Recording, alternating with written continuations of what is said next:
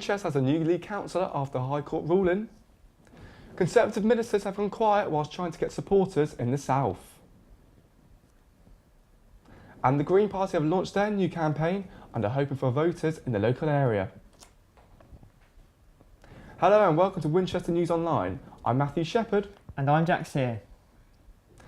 After a row over a major development project, Winchester's local council have elected a new leader.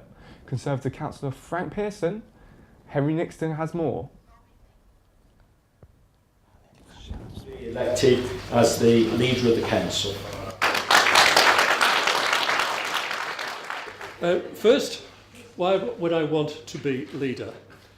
Well, in the present climate of public opinion, frankly, I think I must be mad.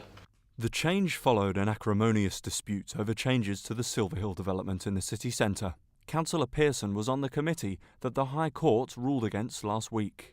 Most of council are very aware I was on the planning committee that made that decision. Indeed, many people in the public gallery also know that. Pearson beat Lib Dem councillor Kelsey Lerney, seen here, 26 votes to 24, and reinstated 2 portfolio holders from the previous cabinet. She said that the change in leadership won't be enough to restore confidence after this turbulent time. I don't think we'll see any change at all. What we've seen within the Conservative group is a shuffling of the deck chairs, but there's no commitment to making any real change to the way the council's running, despite public demands for that to happen. Attracting negative public attention isn't on the agenda for any local council, but a review of the Silverhill decision will be a large feature at the next meeting on March the 18th.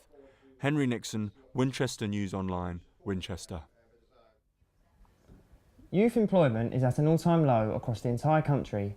David Cameron said how he is planning on abolishing youth unemployment with the rise in paid apprenticeships. Unemployment figures are down across the whole country. Only 6.5% of the working population across the UK are unemployed. This figure is 3% in Winchester.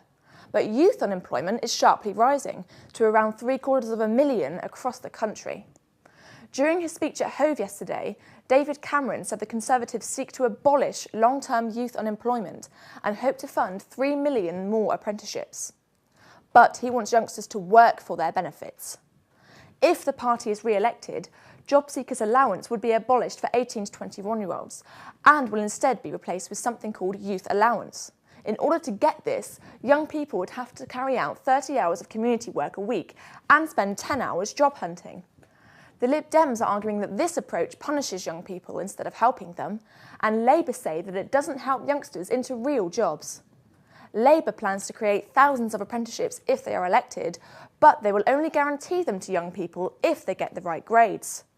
They also promise to provide those who have been out of work for a year with a 6-month job paid for by the taxpayer. But this comes with a catch. If you refuse to work, you will lose your benefits. With the general election right around the corner, we can expect to hear more on this in the upcoming weeks. Olivia Martin, Winchester News Online. With many marginal seats in the region, the Conservative Party have been visiting local constituencies up until now. Ryan Hewlett has the details from Portsmouth. This is what we have seen over the past 4 weeks. Visits every few days from different Conservative ministers travelling down to get their moment in the spotlight. But this week, there has been little sign of any action from the party. Are the Conservatives running out of steam here in the south? This recent change in Tory tactic surely begs the question, where are the Tories and what will they do next in order to try and win votes here in the south? Ryan Hewlett, Winchester News Online, Portsmouth. With the general election not far away, Labour are trying to push their campaign. Stephen Slominski has more.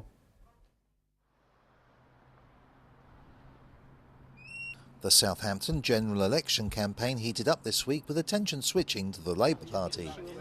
Deputy Party leader Harriet Harman visited over the weekend, followed on Monday by the party's spokesperson on the fire service, Lynn Brown. But Brown wanted the limelight to stay firmly on Labour's Southampton Itchen candidate Rowena Davis, seen here talking to us about government cuts to frontline services. The fire service has come under an awful lot of pressure in the last few years because of public sector cuts.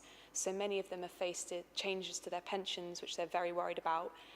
You know, it'd be disingenuous of me to say that if Labour comes in, there won't be any cuts, because everyone who is listening to this knows it's difficult right now, and it's going to be difficult no matter what. But what I'm worried about with this government is they've delivered cuts with no leadership. The election campaign may not have set the public imagination alight, but that's not for the want of national politicians trying to fan the flames. The Green Party have been doing well in the last few weeks concerning their recent surge in supporters. Laura Harding reports. The Green Party have launched their campaign for the coming election in May. Party leader Natalie Bennett and single MP Caroline Lucas face a large media crowd. Can we maintain the green surge? I think very much so. We're still seeing people are joining at the rate of something like 150 a day. It's still very much growing and continuing. And I think as focus of the election comes, that we're going to see that perhaps start to grow again. I think the fact that the Green Party is about hope and a positive future is incredibly attractive to many people who look at the grey parties, the establishment parties, and frankly don't see much difference between them, and certainly don't see much hope in the future from them. With things like the basic income or the citizens' income, although we've been challenged on it for the same number of people that have turned against it, there are so many people who realise that this is such a great opportunity to alleviate poverty. The Green Party is insisting that all its policies are fully costed, but we'll have to wait for the manifesto to be released for the finer details. Laura Harding, Winchester News Online, London. For more award-winning news, sports and features, head over to winol.co.uk. Goodbye.